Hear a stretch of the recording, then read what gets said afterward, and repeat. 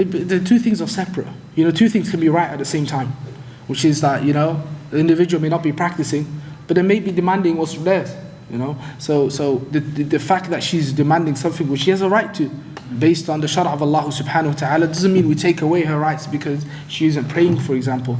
You tell her to pray, and you tell her to put on a hijab and all the rest of it, whilst also giving her what she has a right to.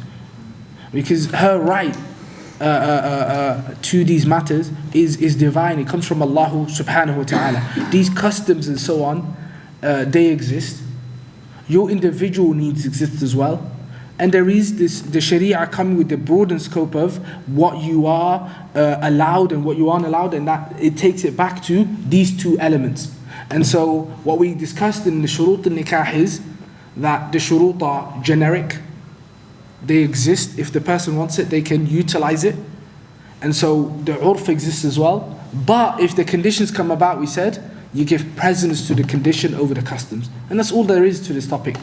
Quite simply, you set a condition, there is a custom in place, your condition supersedes the customs of your people. And that's the right of this individual, and Allah subhanahu wa ta'ala knows best.